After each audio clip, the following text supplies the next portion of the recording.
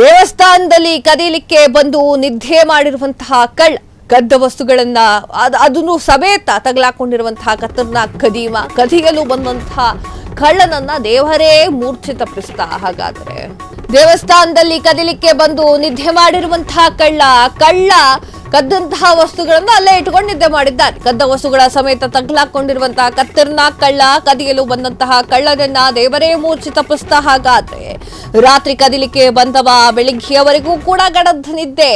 ಬೆಳಿಗ್ಗೆ ಪೊಲೀಸರು ಬಂದಾಗ್ಲೇ ಕಳ್ಳನಿಗೆ ಎಚ್ಚರವಾದದ್ದು.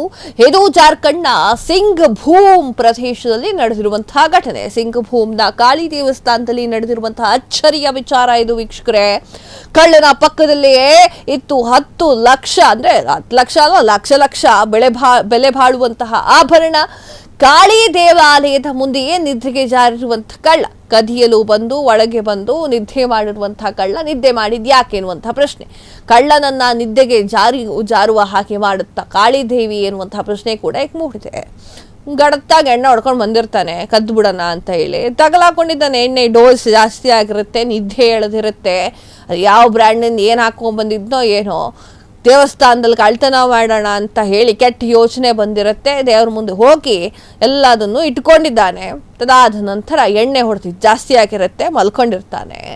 ಅದು ಕೂಡ ಕೃತ್ಯವೇ. ಆ ಥರ ಮಾಡಬಾರ್ದು. ಕಳ್ಳತನ ಮಾಡೋದೇ ತಪ್ಪು, ಅದರಲ್ಲಿ ದೇವ್ರ ವಸ್ತುಗಳ ಕಳ್ಳತನ ಬೇರೆ. ಇದೊಂದು ವಿಚಿತ್ರ ಘಟನೆ ನಡೆದಿದೆ ನೋಡಿ ವೀಕ್ಷಕರೇ. ಕ್ಷಣ ಕ್ಷಣದ ಸುದ್ದಿಗಳಿಗಾಗಿ ಫ್ರೀಡಂ ಟಿವಿ ಸಬ್ಸ್ಕ್ರೈಬ್ ಮಾಡಿ, ಲೈಕ್ ಮಾಡಿ ಹಾಗೂ ಫಾಲೋ ಮಾಡಿ. ಹೊಸ ಸುದ್ದಿಗಳ ನೋಟಿಫಿಕೇಶನ್ಗಾಗಿ ಬೆಲ್ ಐಕಾನ್ ಮೇಲೆ ಕ್ಲಿಕ್ ಮಾಡಿ.